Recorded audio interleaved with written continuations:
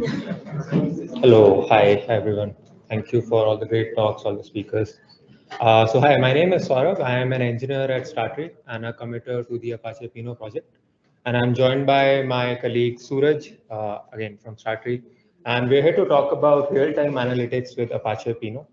So let's just get started right away with it. So just a quick overview of the talk. We'll start off with an introduction to Apache Pinot, what it is, where it originated, what kind of use cases can you use it for. We'll have a quick look at the architecture, all the components that make up Apache Pinot, how they interact together.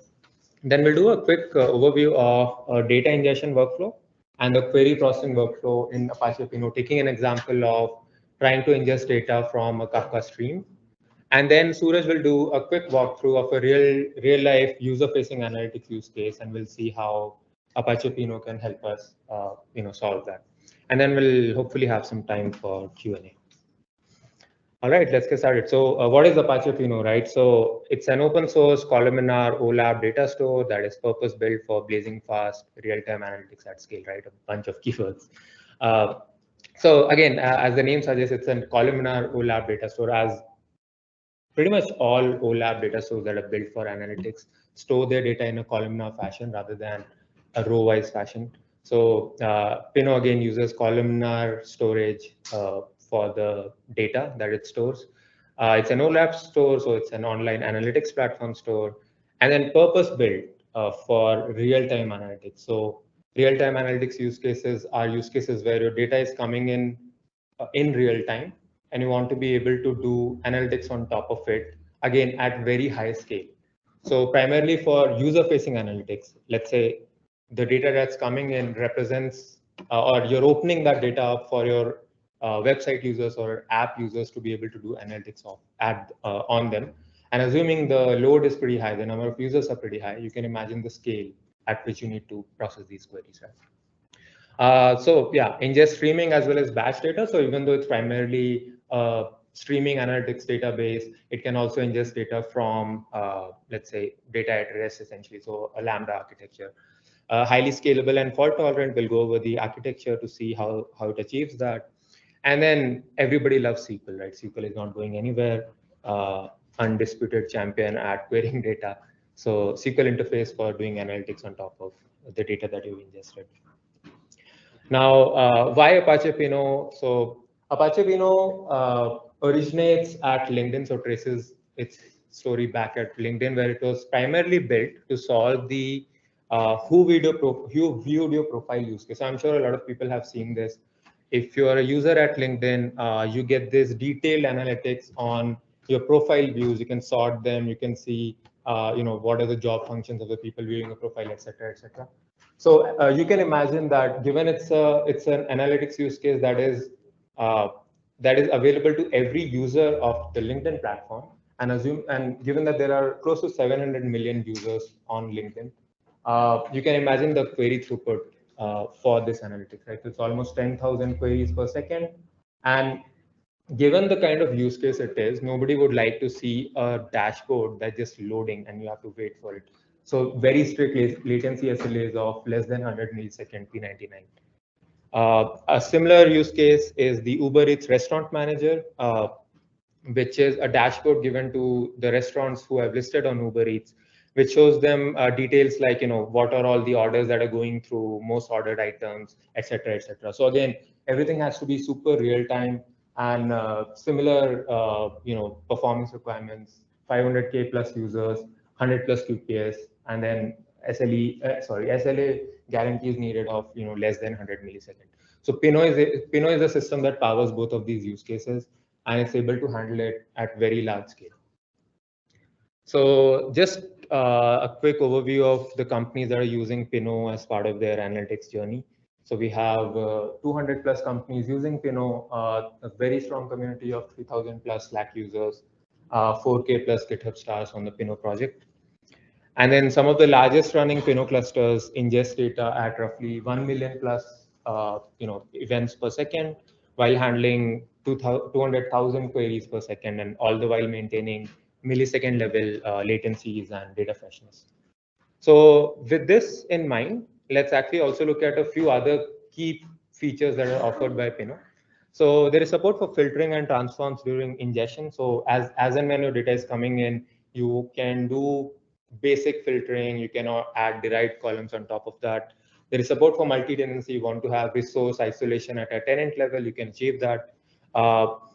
Full and partial upserts during stream ingestion. So if there are updates to the data that you're ingesting and you want to be able to that update to reflect in your data store, that can be achieved both in a full upsert manner and a partial upsert manner by Pinot. And then support for data tiering. So let's say the use case is you want your most recent data to reside on expensive but very performant SSDs. But then as data ages, you wanted to tier it out on cheaper but probably not as performant HDDs. So you can achieve that.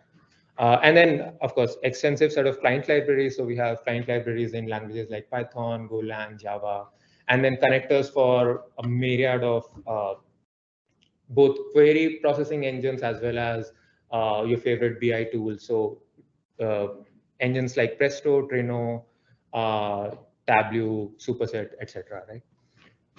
Yeah, so how does Pinot achieve that? Let's look at the architecture. So yeah, let's start off with the architecture. What are all the different components in Pinot? So let's start off with the Pinot server. So a Pinot server is the Pinot component that hosts Pinot segments, and a segment is a self-contained unit of data. So you can think of the segment as a partition of the data that you're trying to put into, or as a chunk of the data that you're trying to put into. And it is self-contained, which means it has everything that you need to process a query on top of that segment is part of the segment. So all the data columns or like the column values that you need, as well as the indexes that you need to in order to be able to process queries is part of the segment. And a Pinot server is responsible for hosting these segments as well as processing queries on top of these segments. The segments are also pushed to something called as a deep store, which can be an HDFS or any of your cloud object stores, including blob store for long-term backup and recovery. Then you have the Pinot controller, which is essentially the brain of the system, and it also offers a bunch of control plane level APIs for you to be able to, let's say, manage your table, create tables, change tables, etc. So the Pinot, Apache Pinot uses Apache Helix as the cluster management framework, and Apache Helix is a Zookeeper-based cluster management framework. So all the metadata about your tables, about your segments, etc., resides in Zookeeper. Then you have the Pinot brokers. So the brokers are essentially the component that handles query. So they will take in the raw query SQL string, parse it, and then do a distributed scatter gather on the servers that host the segments, reduce the result back, and respond. Then you have an optional Pinot component called the Pinot minion, which is essentially a component that you can use to run any kind of ad hoc jobs. You want to periodically ingest data from let's say a cloud object store or something. You can do that using the Pinot minions.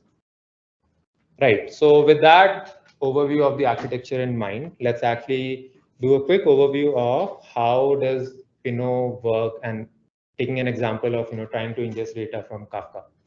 So yeah, so assuming you have data in your Kafka, it is partitioned. There are let's say 3 partitions. You go ahead and create a table using the controller API. The first thing that the controller will do is fetch the number of partitions from your Kafka for the Kafka topic. And then it will go ahead and create something called as consuming segments in the table ID state, essentially a Z node in the Zookeeper.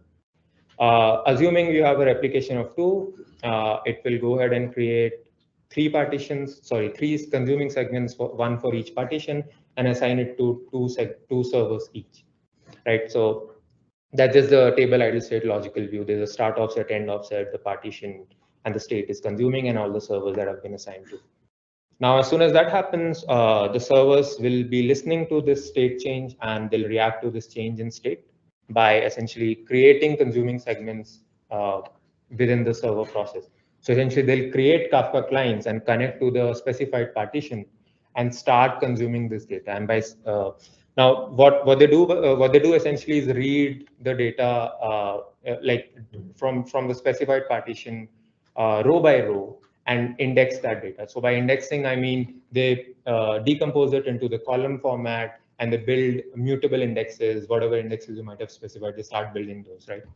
Now, as soon as a row has been ingested into a consuming segment, it's available for query. So as soon as any data has been ingested into a consuming segment, the brokers can query it. Now, over time, as this goes on a pre-specified time that you might have specified in your table config, these segments will use something called as the commit protocol to tell the controller that I'm done consuming it for so long, and now I'm going to start committing the segment. And the segment commit process is essentially taking all that data that it had been ingesting in the mutable segment and building a physical segment file out of it. So actually building those buffers, taking those buffers, laying them out into a file, creating all those metadata files, compressing that together, creating the segment, right? So with that in mind, let's actually look at what exactly is a Pinot segment. What does it comprise of? So I'm taking an example of, let's say you have some raw data, country, browser, etc., multiple columns. So how do you build a segment out of it, right? How do you build a Pinot segment out of it? So as I mentioned, the storage format is columnar. So the first thing that will happen is for each of the rows coming in or your entire data file, we'll first decompose it into different columns, and then we'll store those buffers that represent those columns into a file. Now, there are multiple encodings possible. So one is the raw encoding, where you actually store the raw value itself in the column buffer.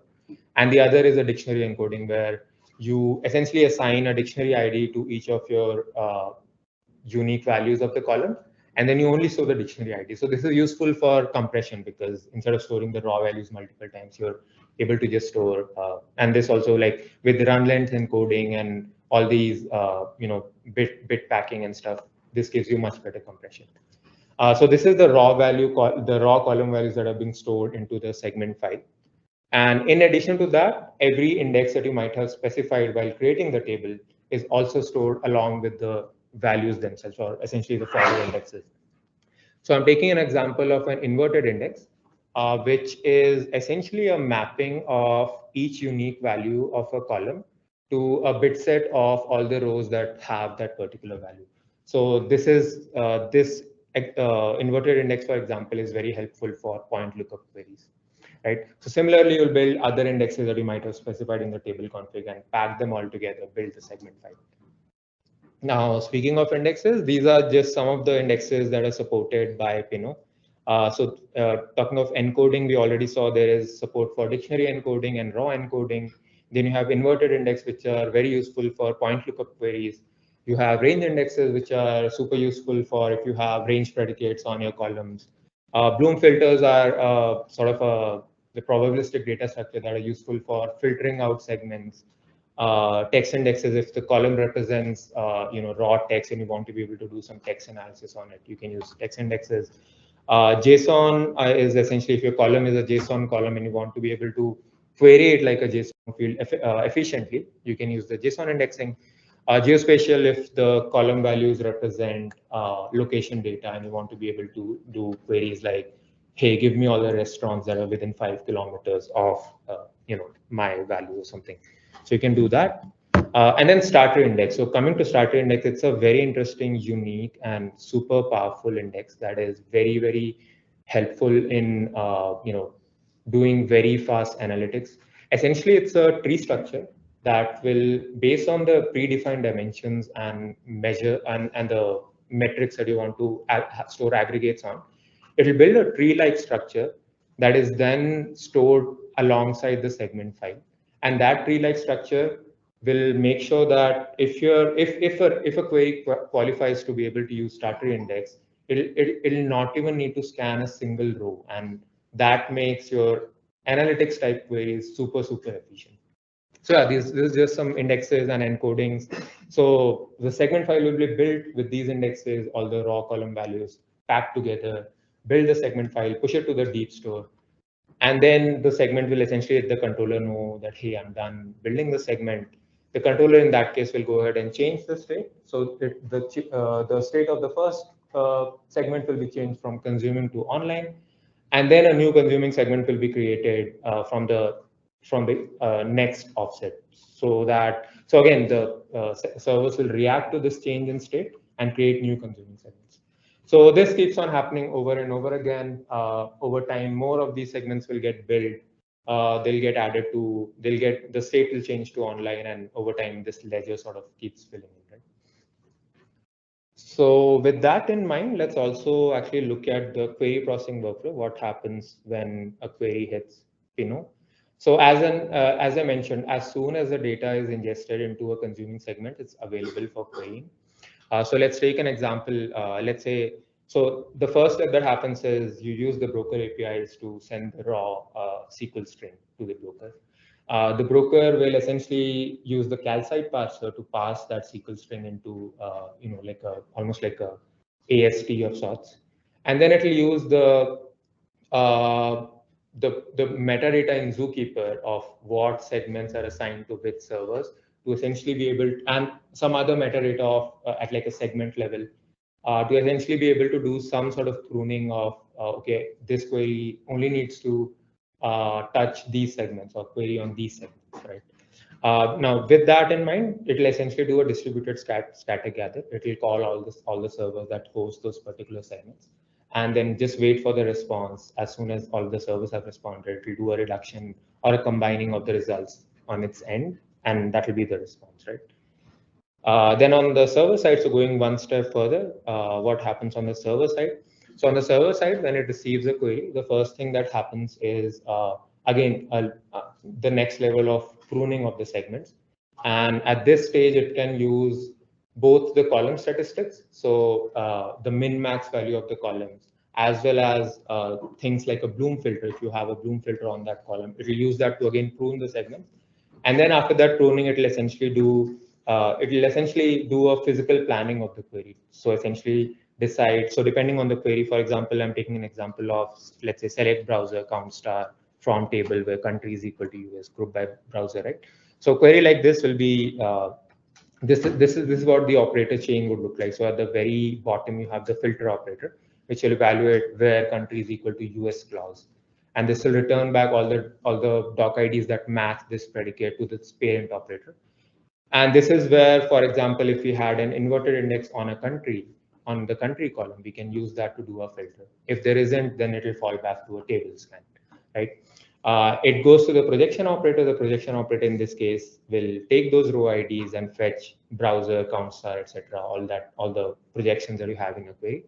And then the parent operator in this case is the aggregation query, which will do the actual group by. So what I'm showing here is the operator chain for a single segment. Remember that a server host can host multiple segments. So similar operator chains will run on different servers in a multi-threaded fashion. And then there is a single combiner that will combine all those results and send it back to the broker, right? And then the broker has to do a reduction on its end because it's getting all these results from different servers, but the user wants a single combined result set, right? Now, with that view of the query engine in mind, there are a few bottlenecks with this sort of a two-stage scatter-gather approach to query processing, right? So one of the biggest performance bottlenecks is the result reduction. So essentially, let's say you're doing, depending on what kind of query you're running and how many rows are being, how many rows are being returned by the server to the broker, the result reduction of all those rows being returned could overwhelm the broker and can fail your query, right? So for example, let's say you're doing a select something, group by something else, and if the number of rows being returned by each of the servers is too huge, the broker might just get overwhelmed, right? So this is one of the bottlenecks in this sort of a two-stage scatter gather, query processing. The second important one is is supporting joins. So this is the state of joins in the current query engine. Let's call it the V1 query engine. So in the current query engine, Pinot supports lookup joins. So lookup joins are special sort of non-ANSI SQL compliant joins, wherein the expectation is that you have very small dimension tables and you're only using them for enrichment of your rows, enrichment and decoration of your rows. You're not actually doing a join on distributed tables. So just taking an example, let's say there is an use order fact table and then there's a user dimension table and you want to do a lookup join between them. Assuming that the dimension table is distributed on all single servers, so it should all replicas or all segments of the dimension table must be present on all servers. Assuming that's the case, this is kind of how the result enrichment and the dimension lookup will look like. So the fact table has distributed segments again across all different servers, and then you want to do a join on them. So it's almost like a local join. All the data that you need to be able to perform the join is present locally on the server. So this is how it works. Now, of course, this has a lot of limitations. So first thing, as I mentioned, all servers must host all segments of the dimension table. Otherwise, you cannot even perform the join. The join key must be predefined when creating a dimension table. So this is another limitation. When you create a dimension table, you have to go and specify that, hey, this is the key on which I'll be joining, so that I can have in-memory fast lookup available on that key, right? And then, of course, the dimension table must be small enough. We are replicating it on all servers, and they are likely going to be in the server's heap memory. So we don't support like off heap or on disk dimension tables. So that's also a big limitation, right? So owing to all these limitations of the query of the V1 query engine, Pinot in the 0.11 release added the V2 query engine, which is essentially a multi-stage query engine wherein a query can be broken down into multiple stages, and each stage can then be individually executed by a group of servers. And then these group of servers can use data exchange. So whatever data that they're processing, they want to send it over to the next stage. They can use a data exchanger to exchange those data blocks and to be able to more efficiently do things like joins, as well as more complex queries, etc. Right? So again, going a little bit into the deep dive of the V2 engine, which is different from the V1 engine. The broker in this case gets the SQL string. It will do a SQL passing using the calcite SQL, do a sort of a logical planning, and then it will apply some optimizations on whatever logical plan it has devised. And then it will do something called as a custom stage of the query execution. It will do something called as a stage planning, wherein it will take that logical plan and then divide it into multiple stages, which can then individually be executed by different server groups, right? Once you have those stages, the broker will essentially decide what server can execute which stage, and then these stage plans will be dispatched to each of these servers. And then these servers will, of course, all the data that they need to be able to perform those stages will be present locally. And then in order to exchange the data blocks between each other, so one stage to the other stage, they'll use something called as the data exchange manager, which is sort of a gRPC based data block streaming service that's running on every single server, right? So again, let's try to understand this as an example. Again, you have a query where you have an order status table and a customer table. We're doing an inner join on the user ID with some projections and some filtering on both columns, like columns from both of the tables. So something like this, after the logical planning, after the optimization, and after the stage planning, would look something like this. So you have the filtering on the, let's call it the left table, the order status table. The scanning and the filtering on the order status table can be performed by one group of servers. And then the filtering and the scanning on the other table can be performed by another group of servers. These two can then send their data blocks back to another group of servers, which can then do the join locally and return back the result, right? So, so again, this in execution would look something like this. Let's say the real-time server 1, real-time server 2 host the segments for your order status table. And then you have the offline server 1, offline server 2 hosting tables for hosting segments for the customer table. So each of those servers can, each of those server groups can perform the scanning and the filtering on each of the individual tables by themselves. And then they can use the data exchanges to send those data blocks back to an intermediate node, which is a separate set of servers. While doing the data exchange, they'll make sure to do a hash, like they'll exchange the data blocks in such a way that all the data blocks belonging to a single join key always reach the same intermediate server. So essentially hash on your join key and then partition by the number of intermediate servers and send it to that server itself. Then on the intermediate server side now, once they have all the data blocks, performing the join is as simple as doing a local join, because all the data that you need to be able to perform the join is essentially available to you locally. So they'll do the actual inner join, which would essentially be a local join because the data blocks are already present. And after the join, they can then send it back to the broker. And this is how sort of the V2 query engine will handle joins, right? Now, this enables Pinot to actually be able to perform much more complex SQL. So things like joins, things like subqueries, things like complex group by after join, joins after group by, all of those complex SQLs can be enabled by this query engine. So this query engine is available already, for users to be able to try out joins and stuff. All right, yeah. So this was just a quick overview of the ingestion flow, how data flow works, what are all the features that we support, what are all the features the query engine can support, etc. So now over to Suraj for the next part of the talk.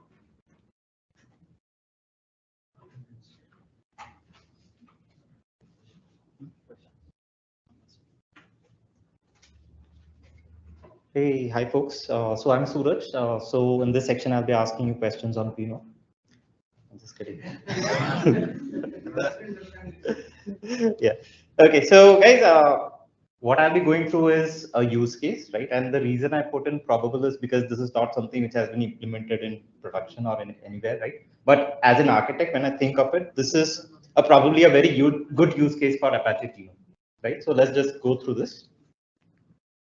So what is this use case? This is the UPI CAP use case, and I was actually part of solutioning this, right? So this is just for representation purpose, the screenshot, right? This is a Google Pay screenshot. This is not their actual app. But what it does is you have, when you go to your UPI chat application for this private bank, and you click on a pay, you see the list of transactions which has happened in the past, right? And that is the kind of use case which it tries to serve. And of course, there are other analytical queries that it would go on top of that. So as you can see, the V1 of the architecture, which was their mobile banking one, they have these apps and microservices which are directly querying the OLTP system, which has your transactions as well as customer details. And as you can imagine, this did not scale well, right? Because the database is the bottleneck here, right? Now, of course, you have mitigations there. You can have maybe a read replica of this, right? And then you query that. But those, again, with the OLTP system, again, you cannot run OLAP queries against that system, right? You will hit bottlenecks at some stage or the other, and then you have to look around for workarounds, right? So what it ultimately led to is the fact that there were a lot of CSAT issues, customer satisfaction issues, wherein maybe the queries were timing out or the data when it was not loading in time, right? So what we did was come up with this particular solution, right? And what this solution is, you basically have your OLTP database on the left-hand side and finally MongoDB on the right-hand side. Now we wanted to pipe the data from your source into the target, which is your MongoDB, and all your applications are then connected to MongoDB, right? Why MongoDB? It was not a decision which we took, it was a decision by the bank, right? Now, how are we getting the data? So for that, we used Golden Gate to get the CDC, which you have already heard about today, right? From the source system into Kafka. Now, remember that there are a couple of tables we are interested in here, right? So we have the dimensions table, which is the customer, and then we have the facts table, which is the transactions, right? And when this is coming into Kafka, when we finally put it into MongoDB, what we want to do is we want to combine these, the data, right? And that is why we have this streaming layer, which is KSQL-DB, right? Which is essentially SQL over Kafka, right? You can think of it as that, right? And then you combine that data and use the MongoDB connector to sync it into MongoDB, right? That's pretty straightforward architecture. Now, this obviously is what is working right now. This is in production, right? And people are very happy with what is happening. But when I think about it, right, now that I know about Apache Pinot, I'm thinking, what is it that I could have done better or we could have done better in this particular scenario, right?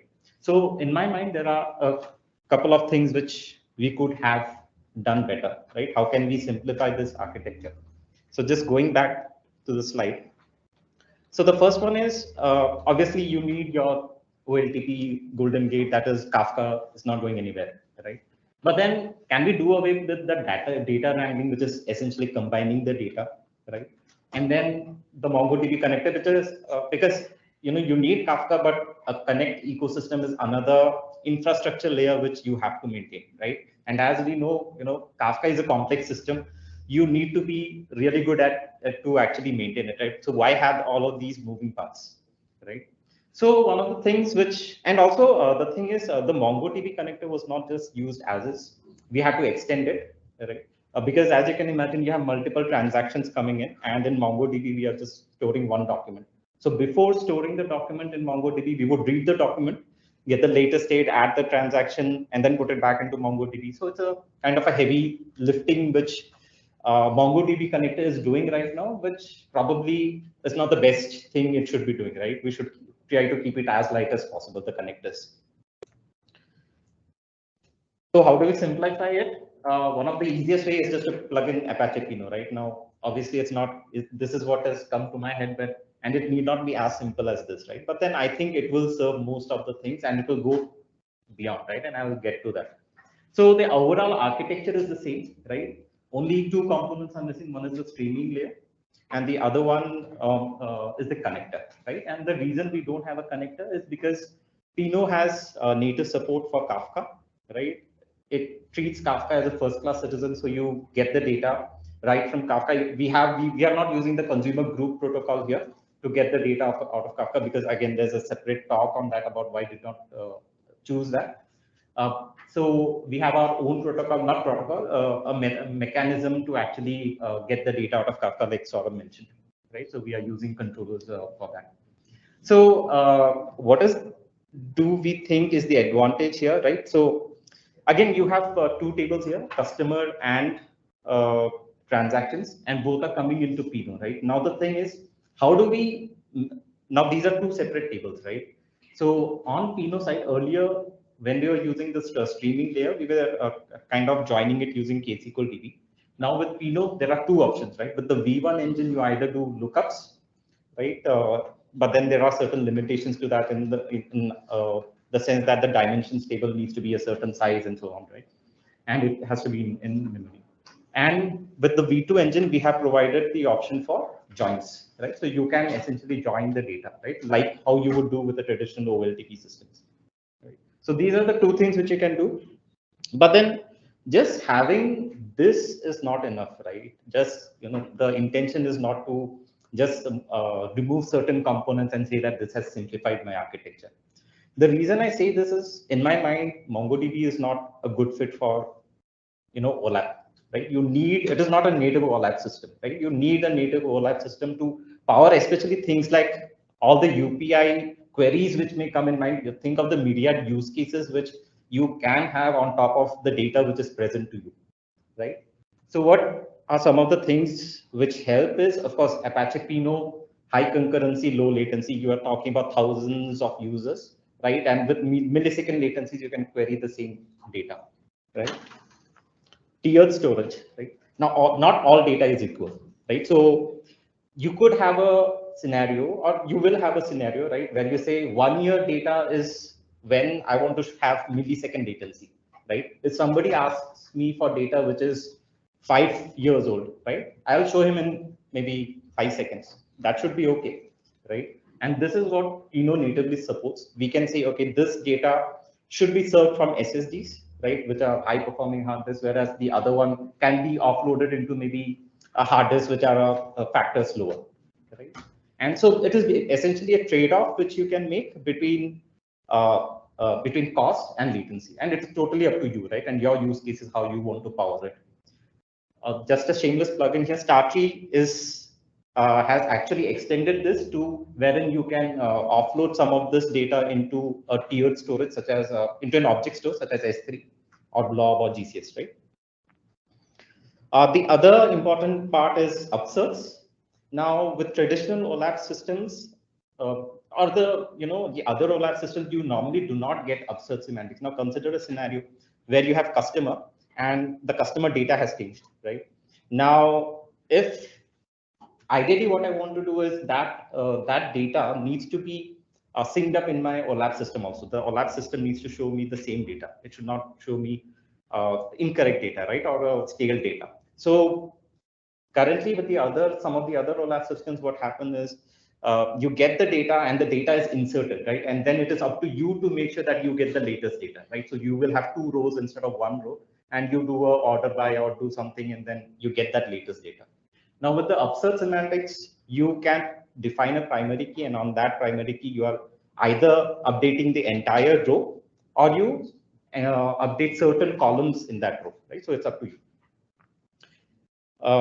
That is one thing. The other one is like Saurabh mentioned, Startree index, and this is kind of a killer feature which Apache Pinot does. Right now, imagine a scenario again where you have to do analytics. Right, you want to know how many UPI transactions have happened in a particular date in a particular region, right?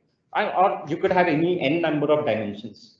Now, instead of having to write the query and then the computation taking place, right? What Startree index does is it pre-aggregates that result, right? So that result is already there for you. Now, this is a little different from materialized views in the sense that here you can there is a trade-off between latency and space, which you can configure here, right? Which in the case of materialized views, you don't have. Of course, joins is something which Saurabh has already mentioned, so I'll not go there. And we have a bevy of indexes. Right now, when I am onboarding all such data into Apache Pinot, consider the number of use cases which can be unlocked, right? And each of these use cases will have different queries which I may want to execute, right? And with any OLAP system, what is important is indexes, right? We need to have proper indexes for the query to work, right? And Pinot supports a bevy of indexes here, right? Including geospatial indexes or JSON indexes, right? Even timestamp indexes, so on. And SQL-like syntax, this is the final one, right? Of course, there are a lot more, but I'll just stick here. Why I have highlighted here is this.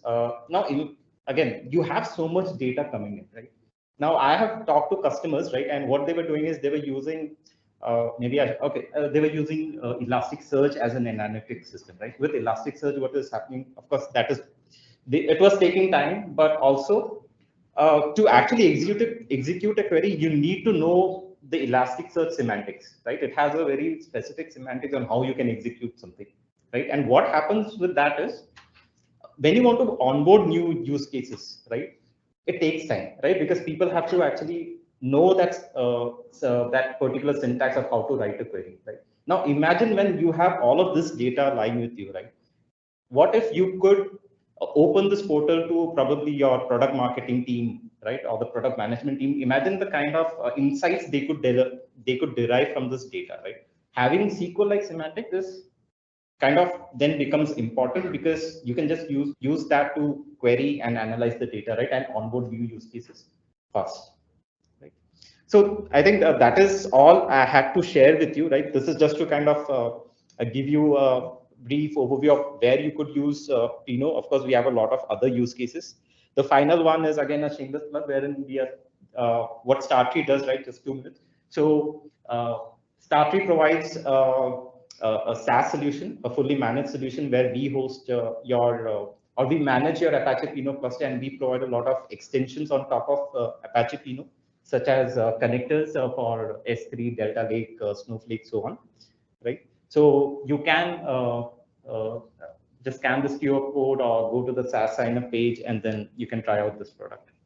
Yeah, so if you have any questions, you can check this.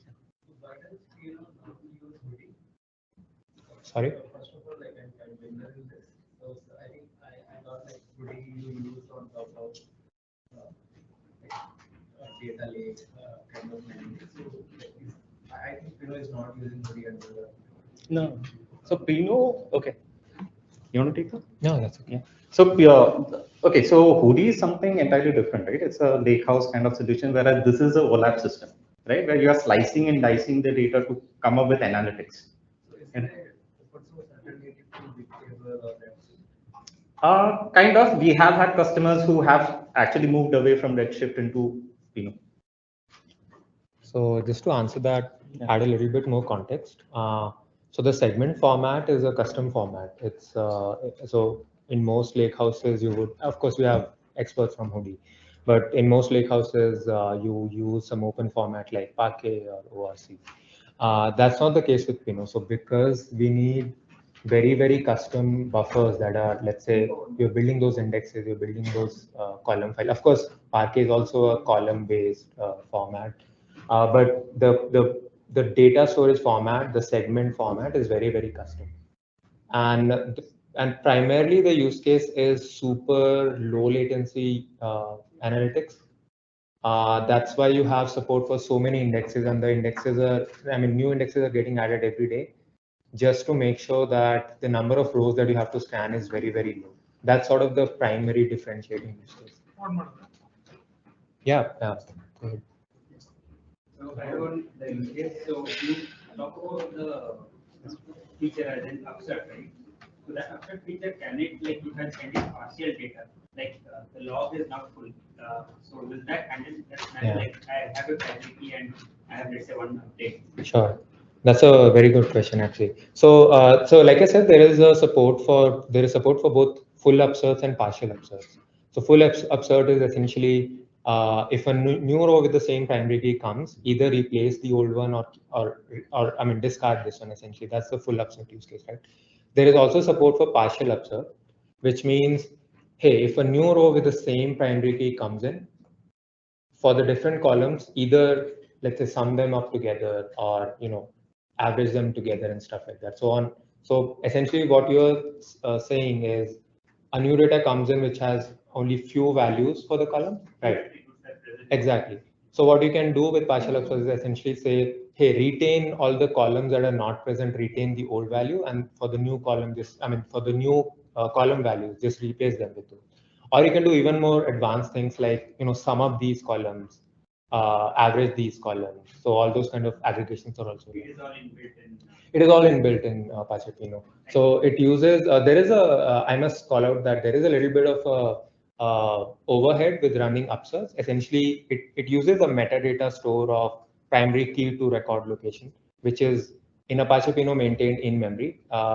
I think we're only allowed to say Startree a few number of times, but the Startree extension has a more advanced upsert support, which are like off-heap. But essentially, that's an in-memory store in the Apache Pinot open source version, wherein running upsert has a little bit of overhead on the memory. And then there are a few more limitations, like all the primary keys must come to the same server. So you should partition your stream on the primary key. So things like that. Yeah. Just go there. To use Pinot, users have to bring up Zookeeper nodes as well. Yes. Yeah. And to actually use it in a production scenario, you actually need at least 3 Zookeeper nodes. Ideally, yes. It kind of becomes an operational burden. So are there plans like in the Kafka community, they did away with the Zookeeper and have their own key wrap protocol. So are there plans in Pinot community as well? Yeah, again a great question actually. So fundamentally, the way Pinot uses Zookeeper is very different from how a lot of other distributed systems use Zookeeper. So Zookeeper is essentially just a metadata store, and the number of writes and reads are very, very limited. So it's not the same as some of the other systems where it started acting as a bottleneck. In my experience of running some of the largest Pinot clusters, Zookeeper has never been a bottleneck essentially. So I don't think there's a plan to move away from Zookeeper just yet. All right, I had this one. For sure, yeah. On the V2 engine. Mm-hmm. So it's kind of more akin to like moving away from scatter gather to MPP based systems, like what Presto does, they divide the query into stages and data into splits. But one thing I noticed in case of scatter gather, you don't have any shuffle between the nodes at the lower level. Yes. Now here you will be incurring some shuffle overhead. Yes. So what were the, so this is a design trade-off. I'm not saying one solution is better than the other. For sure. But what were the things that went into your mind while taking a call? So again a great question. So the V2 engine is primarily an opt-in feature. So you can say for most queries, so for example, right now it's an opt-in feature. Like if you have to use V2, you have to specify use V2 engine for this query.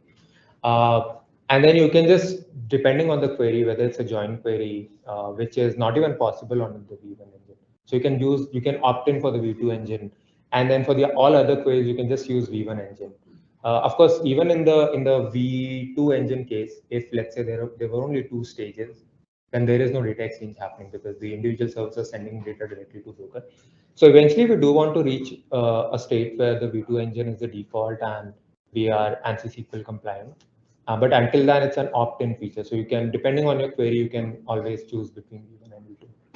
Thank you. For So sure. we'll take one last question and then we have some lunch officers out there. We'll take one. So, the intermediate servers same as query processing servers, and they do or that is dedicated to just do a stage processing. Correct. That's one question. And how we use data and structured data, because if you store structured data, then it becomes the same problem. Then one more question about peer storage. So does that mean every node should host should have this for SSD and HDFS? Correct. Okay. So the first question is in the join query, in the join example of the multi-stage engine, do the intermediate servers are they different from regular Pinot servers? Is that the question? Yeah. So that need not be the case. Any server can be part of any multi-stage query in any of the stages. So it can either be the leaf server if it hosts the segments, or it can be an intermediate server. So the servers, so essentially the query execution is like homogeneous across all servers. It's all homogeneous, but the data on which they operate, depending on whether it's a segment data that's present locally or it's an intermediate stage data that's coming in via the gRPC channels, that's what decides. So essentially, they are homogeneous execution engines which can operate on heterogeneous data depending on where they are. I think the second question was around tiered storage. Do all servers need to have SSDs and HDDs? And yes, that's the case, assuming you're tiering between 2 different, let's say SSD and HDD. All servers will have both. And then based on the, let's say you have configured a time of 30 days older data should move to HDD. All that will be handled locally.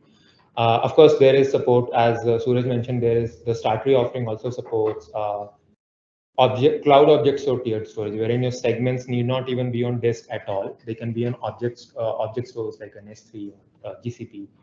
And then the buffers that you need in order to be able to process the query is always fetched on demand. So in that case, your server need not even have a disk. I mean, of course, it needs disk for some other things, but all the buffers are just coming in into direct memory from cloud store. Good. One more? So, let's talk about the Startree index which you talked about, right? Yeah. So, it's what seems like you are pre-computing on specific dimensions and then you are storing that data, right? Yes. But let's say what I'm trying to do is that I'm trying to have a time series sort of a thing on those dimensions. And so that is one part. Second thing is that let's say that each structure which are there, right, that takes let's say that increases exponentially over time, right? So how do you actually make sure that that these structure which are maintaining doesn't go out of memory sort of? Yeah. Again, a great question. So the first question is when you're using a Startree and you have, let's say, time. It's essentially a time series data that you're storing. How does the Startree work in that case, right?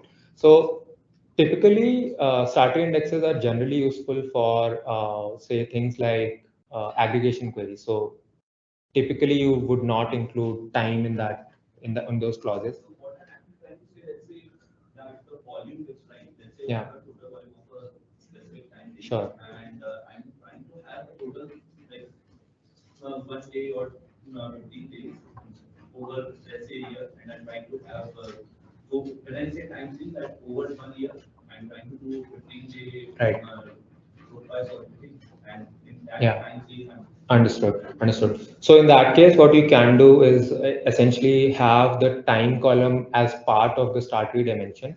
And instead of it being super granular, you can say trim it down to 15 days buckets and have that as your dimension column, and then it works. And then, of course, because we are following the segmented data, so data is essentially partitioned.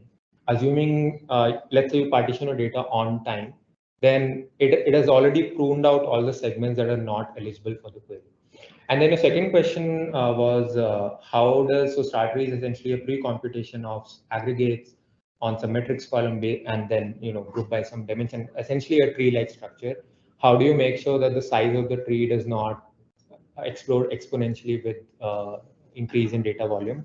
So so Startree essentially is, I mean, of course, it's an aggregate data structure, but it's unique in the sense that it lets you control the total number of rows that you're okay with doing a traversal on.